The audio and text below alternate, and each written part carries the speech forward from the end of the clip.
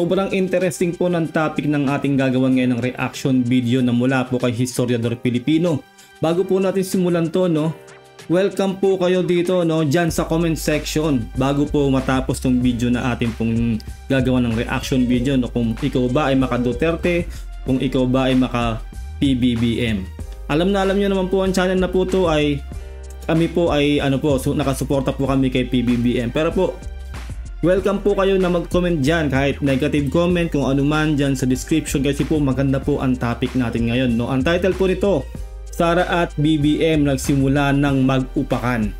Kung hindi ka pa po nakasubscribe sa akin channel, please subscribe para ma-update ka kapag nilalabas tayo ng ito reaction video. Huwag din kalilimutan na mag-subscribe sa channel ni Historiador Pilipino. Nasa description po ang link ng kanyang video. Like this video kung magugustuhan mo ating reaction video, and comment down below kung ano magiging saloobin mo dito sa ating gagawin ng reaction video. Simulan na natin to, let's do this. Kagaya ng inaasahan, ay dumating na nga ang araw na tuluyan ng napunit ang natitirang koneksyon ng presidente at vice-presidente na si Sara Duterte. Matagal nang nagtitimpi ang vice sa pagbigay ng kanyang mga sasabihin simulang magkaroon ng bangayan si BBM at si dating presidente Rodrigo Duterte. Si Bongbong Marcos bangag noon, ngayong presidente na bangag natin ang presidente. I think it's the fentanyl. Fentanyl is the strongest painkiller that you can buy.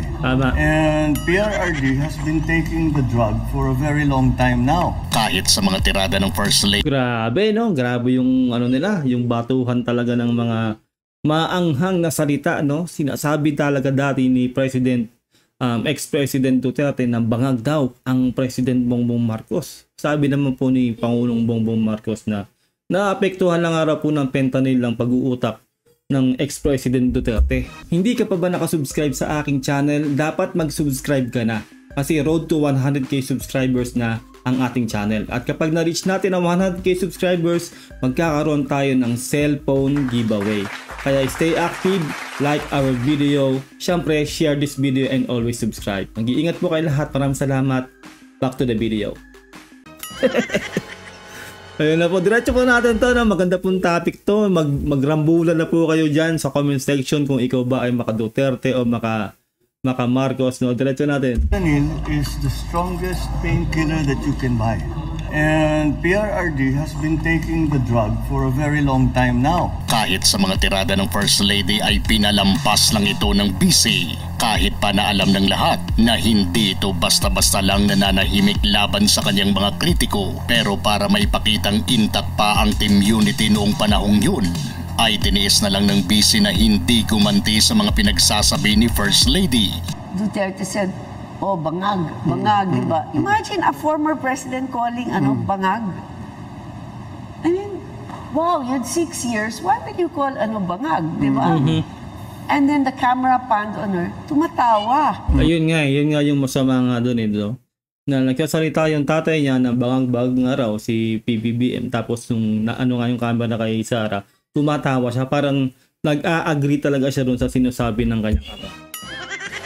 No, uulitin ko po, no, talaga pong ito pong channel na to ay pro PBBM po kami dito, no. Pero welcome po ang mga Duterte supporters po dito. Mag-comment po kayo diyan sa comment section kung kayo ba ay uma-agree o hindi, kung ano mang gusto niyo sabihin diyan sa comment section. Hindi po tayo magbubura ng comment, no. Diyan po kayo magrambulan. Diyan sa comment section, no. So syempre nakita ko, sabi ko, wow man, I mean, masakit yan for me, nasaktan ako because my husband will do everything to protect you. You ran together, di ba? Sama-sama tayo, babangon muli. Pupunta ka sa rally, tatawagan yung presidente mong bangag, di ba, you're going to laugh? Yun nga yun, napakalaking po nun, insulto po yun, no? Para ano pa yung unity team? Magkasama nga kayo eh. Parehas nga kayong niluklok ng taong bayan. Unity team, di ba? Tapos ganyan yung mangyayari, parang uma-agree ka na lang sa sinasabi ng ama mo na ganun yung presidente mo, yung running mate mo, 'di ba, na magkasama talaga kayo. Tumatawa ka, sabihin, ganun po yun pag-agree yun sa sinasabi, no. Kahit sino naman po talaga, lalo asawa nga po yan ni PBBM, ay sasama po talaga ang loob kasi magka-running mate kayo Ganun yun. Nasaan na ang unit team? Ngayon po, wala na talagang unit team. Di ba? Comment down below, no, kung maka Duterte o Marcos ka. Presidente mong bangag, di ba you're going to laugh? Tama ba yan?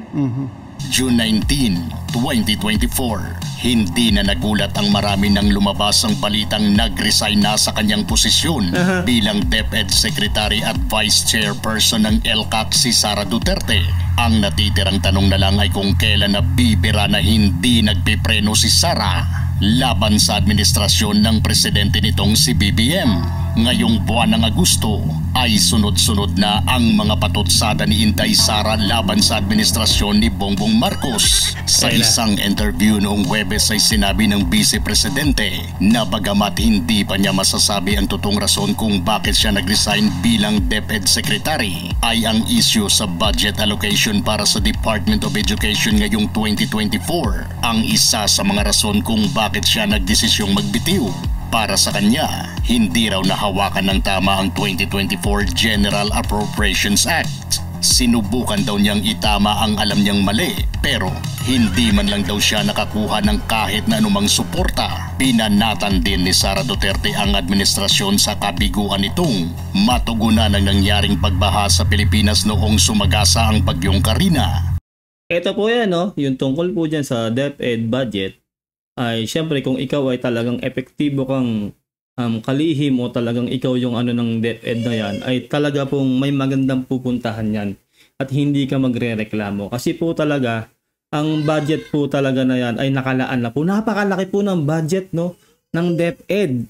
Kung tutuusin, pinakahalos, no, correct me if I'm wrong, halos yan po talaga ang binuhusan din talaga ng budget ng gobyerno. At dito po sa issue ng tungkol sa baha, no, 1900s pa po, no? Bumabaha na po talaga sa Pilipinas. Particularly sa Manila. I-search nyo na lang po, no? 1900s pa po, no? I-search nyo, may makikita po kayong picture na talaga pong baha ang Pilipinas. Talaga pong hindi po maiiwasan yan. Lalo po, syempre, nandyan na rin po yung walang disiplina, tayong mga mamamayan. Lahat po tayo, no? Wala pong exception yan. Talaga pong may mga ugali rin talaga tayo na talaga pong wala po tayong disiplina na tapon dito, tapon dyan. Ganun po yun. No? Kaya po yung pagdating po dito sa sinasabing baha, kahit sino pa pong presidente, no, ang dumaan. Kahit nga yung si Pangulong Duterte, di ba? Isipin nyo, ganyan din naman ang nangyari. Kaya hindi mo pa pwedeng i-blame ang gobyernong PBBM dahil sa nangyaring pagbaha na to. Real talk po yan. Ikaw nga di ba? Nasaan ka nung nangyari yan? Nanood ka ng Taylor Swift sa ibang bansa. Di ba? Hirap na hirap ang mga Pilipino. Hirap na hirap kami nung bagyo, di ba? Talagang nasaan si Sara Duterte? Real talk lang po yan. O, di ba? Hindi nakatulong o walang presensya ng presidente. O, sabihin na nga natin na natsyempo lang yon yung kanyang pagbabakasyon o panonood ng concert ni Taylor Swift sa ibang bansa. Pero nasaan? Dapat bang i-priority yung mga ganon? Kung nalaman mo na nga na may ganon ang nangyayari, dapat man lang, di ba? Nagbigay ka ng suporta o umuwi ka sa madali bilang isang napakataas na nasa katungkulan, no? Isa kang vice presidente, napakadali lang gawan lahat ng paraan para umuwi ng mga panahon na yan. Di ba? Hindi lang naman iisang airport lang ang pwedeng bagsakan mo, pwedeng landingan mo. Kaya hindi po pwedeng gawing excuse yun kasi nga ikaw ay isang nanunungkulang vice presidente. Mayroon na raw master plan noon ng administrasyon ng kanyang ama pero hindi ito sinunod kaya kaliwat kanan na baha ang nangyari sa Pilipinas. Kaagad namang pinanata ng ilang politiko ang sinabi ng PC. Ayon sa kanila, 2 taon pa lang daw ang administrasyon ni BBM. Samantalang ang kanyang ama noon ay natapos ang kanyang 6 na taong termino na hindi naman nasolusyonan ang baha sa Pilipinas. Real talk. At yun nga rin yung sinasabi ko sa inyo, di ba? 1900s pa po. No? Kaya hindi mo pa pwedeng ibato sa current president ngayon yung sitwasyon natin sa baha. 1900s pa, hindi pa tayo buhay lahat, pati mga lolo't lola natin. bumabaha na sa Pilipinas, particularly diyan sa Maynila. Real talk po yan, kaya kahit ilang mga susunod pa pong presidente ay talaga pong babaha at babaha pa rin sa mga lugar dito sa Pilipinas. Ganun po yun. Kaya napakalaking kalokohan din na ibinabato na kumbaga inaano kay PBBM na ganun nga. At unang-una rin nga, tama rin yun na halos 2 taon pa lang ang ating Pangulong Bongbong Marcos. Comment down below no kung maka Duterte kayo, okay lang po yan. Alam niyo po na itong channel na to ay nakasuporta sa Pangulong Bongbong Marcos, pero welcome po kayo dito mag-comment dyan. Magrambulan kayo dyan sa comment section. Diretso natin. Imbis raw na sisihin ng iba ay tumulong na lang daw sa pagresolba ng problema si Inday Sara. Tama. Ayon kay Senate President Chis Escudero. Ayon pa sa ibang kongresista, mapahanggang ngayon daw ay hindi pa rin naipapaliwanag ng Vice Presidente kung saan at kung paano niya nagasta ang 125 million pesos na ayun na nga. Saan na nga ba, no? Isipin nyo. Ulitin natin niya para manamnam nyo, no? Ulitin natin. daw ay hindi pa rin naipapaliwanag ng Vice Presidente kung saan at kung paano niya nagasta ang 125 million pesos na budget noon na kanyang nagasta. Ayon kay Sara, hindi na raw sila nagkikita at nag-uusap ng presidente ngayon. Saan mo nagasta, no? Dapat masagot yan, no? Saan mo nagasta yung 125M? Grabing pera yon, no? Diba? Grabing pera yon, no? Napakalaking pera. Saan nagasta? Sana may paliwanag, no? Nako talaga. Wala na rin talaga ako masabi, no? Hindi na raw sila nagkikita at nag-uusap ng presidente ngayon. Ngayong hindi na nagpipreno si Sara Duterte ay siguradong sunod-sunod na ang mga magiging tirada nito. Siguradong ramdam na ng BC ang hindi pabor sa kanila na ginagawa ng administrasyon. Well, sila nga talaga yung gumagawa lahat ng paraan para mapabagsak ang gobyernong PBBM di ba? Yung pulburon, di ba? Sila may pakana niyan. Nako naman. Hindi naman bobo ang tao, di ba? Ayun nga, hinahabol na sila. Pati yung mga nasa states na yun nga, yung nagpakalat ng video. Alam nyo na kung sino-sino yung mga yan, iniimbestigahan na at kakasuhan na. Ganun lang po yun, di ba? Kasi unang-una, wala talagang pruweba na si PBBM yun. Isipin nyo yun, no? AI, sobrang AI talaga. Pero mag-focus tayo dito ngayon, no? Sa ano talaga, sa sinasabi dito na saan na nga ba napunta ang budget? Yung 125M, saan na? Diba? At ano yung legacy na sinasabi nila na nangyari nung termino ng nakaraang administrasyon? Yung ilang libo yung namatay sa campaign sa droga? Diba? Yung humalik sa puwet ng China at talagang halos maging probinsya na tayo ng China. Na dahil din doon sa Gentleman's Agreement ay nagkakandaleche-leche tayo ngayon sa panghaharas ng China dyan sa West Philippine Sea. Ngayon tayo ay hirap na hirap dahil hindi tayo makapaglayag ng malaya dyan sa West Philippine Sea dahil sa pinagmulan yan na problema na ginawa ng ex-government natin. Yung mga nanggagalahiting Duterte supporters dyan, no, mag-comment lang kayo dyan. Sige, mag-rebat kayo. Nako, at yung syempre, yung mga taga-suporta natin kay PBBM, sagutin nyo rin yung mga yan, no? Alam ko, matatalino kayo. Wala na pong ano ngayon, wala nang bobong ano ngayon. Mga Pilipino talaga pong pagdating po ng eleksyon ay magkakaalaman po talaga tayo. Kasi ramdam natin yung paghihirap natin ngayon na dinulot ng nakaraang administrasyon. Ngayon po ay hindi na lang po sa dagat tayo hinaharas ng China. Pati na po sa himpapawid ay hinaharas na rin po tayo. Tandaan nyo yan. Ang pinagmulan yan, yung Gentleman's Agreement na hindi nga raw tayo sumunod sa napag-usapan nung naging deal ni Xi Jinping at ni ex-President Duterte. Na talagang pinangangatawanan ng China na hindi nga raw tayo sumusunod. Dahil iba na po talaga ang ating presidente ngayon, si PBBM na.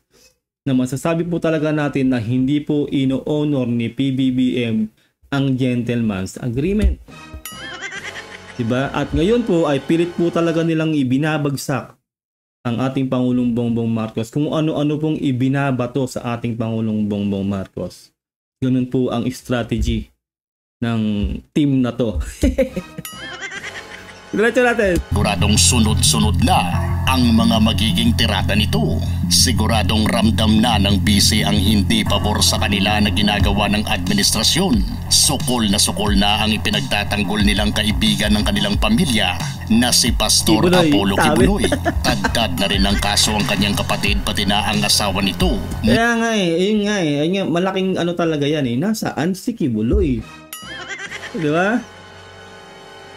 Talagang pinoprotektahan, yun talaga yung hirap dyan, di ba?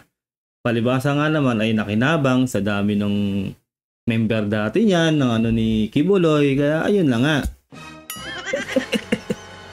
Di ba? Iba na po ang gobyernong PBBM ngayon, no? Doon po tayo sa tama, no? Lahat po ng ginagawa ng Pangulong Bongbong Marcos po ngayon, isipin nyo, nagbubunga lahat. Tahimik lang ang Pangulong Bongbong Marcos, pero ang nag-iingay yung resulta ng kanyang pagtatrabaho. Lahat po halos ng mga malalaking bansa at malalakas na bansa ay nakasuporta po sa atin. Dumadami po ang investment, dumadami po ang investor. Madali na po yung access natin ngayon sa mga bansang Germany, bansang Japan, bansang US. Ganun po nakasuporta po talaga sa atin. Wala po sa history po talaga ng mga presidente ng Pilipinas ang nakagawa niyan. Siyempre po, unang-una pong nakagawa talaga niyan yung si senior, no, si Apo Lakay. At ito na po ngayon, anak na po ang ating presidente, si PBBM. Mas lalo pong gumanda po ang pamumuno, no? Kasi po talaga pong nagtitiwala po talaga sa atin ng malalaking bansa.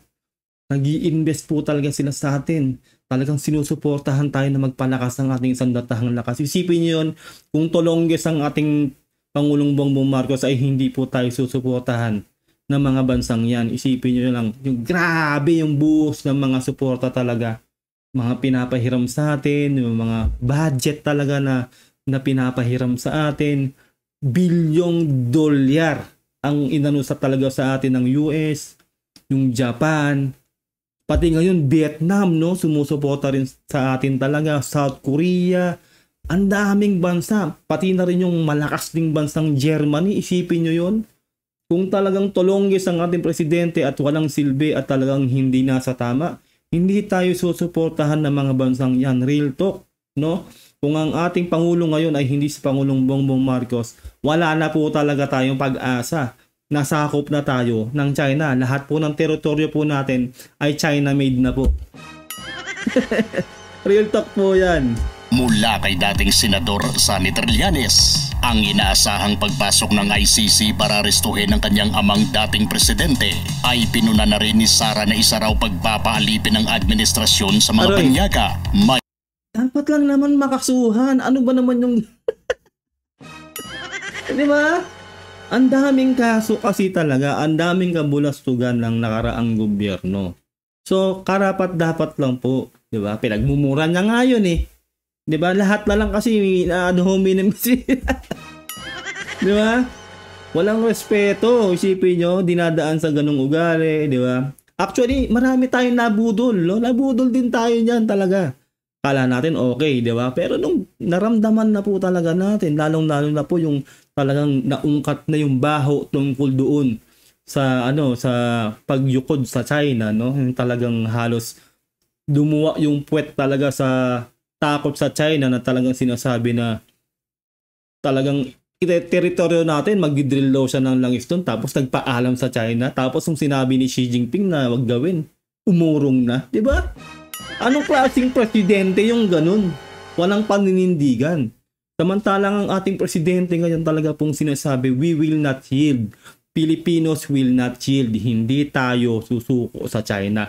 Ni isang kapiranggot na lupa o kung ano man yan sa dagat natin ay wala tayong isusuko o ibibigay sa China. Kasi atin yan. Dapat ang Pilipino ang makinabang dyan. Ganun ang sinabi ng ating Pangulong Bongbong Marcos. Ganyan ang presidente. May paninindigan, hindi tulad ng sinabi ni Digong dati, di ba, na isang pindot lang ng China, 6 minutes lang, babagsakan na tayo ng bomba, so bakit natin lalabanan ng ang China, 'di ba? Kaduwagan. Ikaw ang leader ng bansa, ganun yung sasabihin mo. Siyempre bababa na yung moral ng mga mamamayan mo. Kasi parang 'di ba? Parang first time ko nga na narinig na may presidenteng nagsabi ng ganun. Leader ka ng bansa, yuyukod ka sa bansang kalaban mo, sa kalabang bansa, 'di ba? Parang wala na. Surrender na lang tayo, parang ganun. Isipin nyo na lang, 'di ba? Yung nangyaring gera sa Russia at Ukraine, malakas ang Russia. Pero ano yung paninindigan ng presidente ng Ukraine? Laban. Ganun ang presidente. 'Di ba? Tingnan nyo ngayon. Sinabi dati, ilang buwan lang. Actually, sabi, isa o 2 buwan lang tapos na yung gera, sabi ng Russia. No? Talaga makukubkub na nila yung Ukraine. Pero hanggang ngayon may gera pa rin sila. Ibig sabihin lang po noon, hindi kaya rin talaga ng Russia na kubkubin ang Ukraine. 'Di ba? Kasi may puso lumalaban kahit nasabihin natin hirap din yung Ukraine talaga at mas malakas na bansa yung Russia. Yung puso nila na paninindigan na lumaban sila, nandoon. At syempre nakasuporta nga rin, syempre allied nation yan, nakasuporta rin ng US sa Ukraine. Ganun po yun Kaya po hindi po basta-basta talaga. Kaya ang ating ex-president talaga, yung sinabi niya nung nakaraan, nakakababa ng moral yun. Bilang Pilipino ka, susuko ka na lang? Wala ka lang gagawin, magpapasakop ka na lang, gagawin ka na lang probinsya ng China?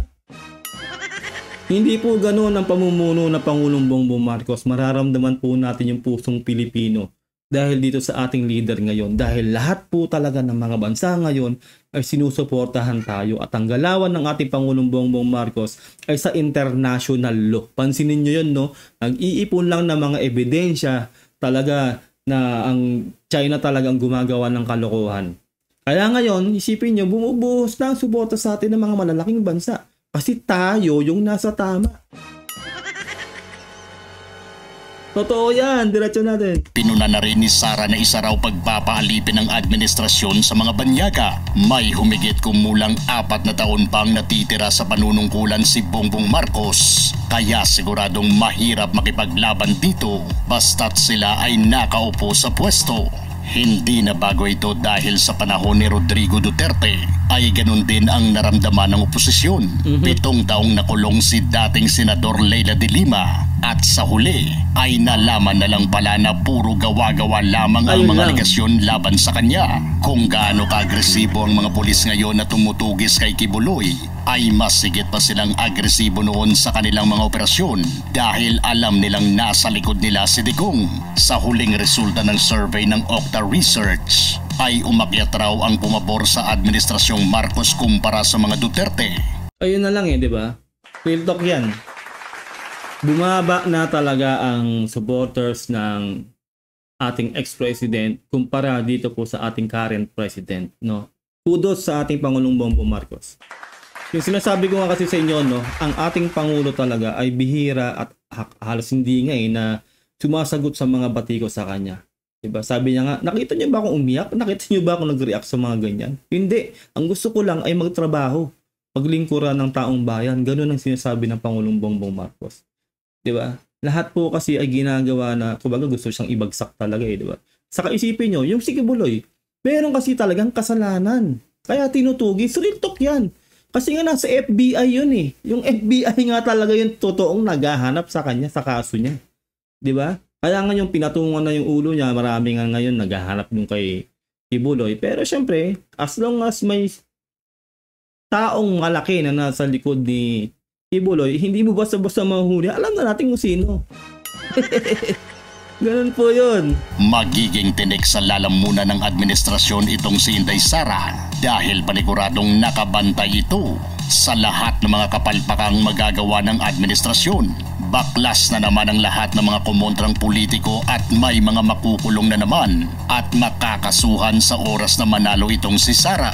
Kung matibay ang ebidensya laban kay Kibuloy sa administrasyon ni Marcos. Pero kapag si Sara na ang manalo ay paniguradong may lalabas na naman na teoryang binayaran lang ang mga testigo kaya si Pastor ay dapat lang na mapawalang sala. Grabe isipin nyo yun nga yung sinasabi ko kanina wanted by FBI Hindi po, kumbaga Normal, may kaso rin sa atin talaga yung ginawa niya. Pero unang talagang nagkaso talaga yung FBI na. International fugitive talaga na yan si Kibuloy. Na-expose talaga siya, 'di ba? Hindi lang po sa atin sa sa local, no. Talagang foreign media, foreign FBI. Ganun po 'yun. Paano babayaran, 'di ba? 'Yun lang ang tanong doon eh. Paano babayaran yung mga witness? Hindi po ganun eh. Talaga lang po lumabas ang katotohanan sa ginagawa po ni Kibuloy. Ganun po 'yan. At yun nga, nakaprotekta po ang ating, alam yun na kung sino yan, no? Kaya, nahihirapan ngayong talagang hulihin ng si Kibuloy kasi po, may nagpoprotekta talaga. Di ba? At yun nga, yung sinasabi na pag naupo daw si Sara, antayin na lang natin, no? Kung mananalo talaga, no? Sa susunod na eleksyon, yung si, malaking chance ni Sara Duterte. Malakas siya eh, actually. Pero tingnan natin. Diba? Malayo pa yung biyahe. Malayo pa yung babiyahin talaga. Nakakailang taon pa lang ang ating Pangulong Bongbong Marcos. Pero tingnan natin. Paano kung tumakbo ulit ang Pangulong Bongbong Marcos? Ano na? Diba? Kung mag-re-elect siya. Ayawan na. So tingin nyo may chance pang manalo yan si Sara Duterte. Diba? At marami rin naman talaga na eligible na tumakbong presidente. No? Tulad ni Sek Kibo. Napakalakas si Sek Kibo ngayon. Grabe yung karisma ni Sek Kibo. At marami pa pong iba na kaalyado ng ating Pangulong Bongbong Marcos na masigasig din talaga. Pero ang maganda rin po talaga dito, no, lagi ko nga po sinasabi, kulang po ang 6 years sa pamumuno ng ating Pangulong Bongbong Marcos. Sana lang po, pagdasal po talaga natin na tumakbo ulit ang ating Pangulong Bongbong Marcos sa susunod na presidential election. Magkakaalaman po talaga, malamang po talaga siyempre, tatakbong presidente yan, si Inday Sara. Pag tumakbo po ng presidente ulit ang ating Pangulong Bongbong Marcos, magkakaalaman talaga. Nandito na ang klase ng politika sa ating bansa kaya hindi na nakapagtataka pa. Ikaw, kanino ka ba? Sa presidente o sa BC? Palagi akong tinatanong, bakit si BBM? Dahil naniniwala ako sa kakayahan niya. Talaga ba? Na mamuno. Kung gusto nyo ng mga ganitong klase. Ayun lang po ating pong nagawa ng reaction video. Comment down below. Kung maka Duterte ka, maka Marcos ka, comment down below. Free po kayo makapag-comment dyan. Magrambulan po kayo, mag-away po kayo dyan. Wala pong problema. Basta po ang channel po na to, alam nyo na po, nakasuporta po tayo sa ating Pangulong Bongbong Marcos at sa gobyerno po natin ngayon. Lagi po natin ipagdasal ng ating Pangulong Bongbong Marcos kasi po maganda po ang ginagawa niya sa ating bansa po ngayon. Marami pong investor, marami pong mga bansa na nakasuporta po sa atin ngayon dahil po napakatikas po ng ating Pangulong Bongbong Marcos. Comment down below, subscribe kay Historiador Pilipino, nasa description ang link ng kanyang video para makapag-subscribe kayo sa kanyang channel and subscribe sa aking channel para ma-update kayo. Like this video, comment down below, share. Ingat po kayo lahat. Until next time, God bless and peace out. Bye.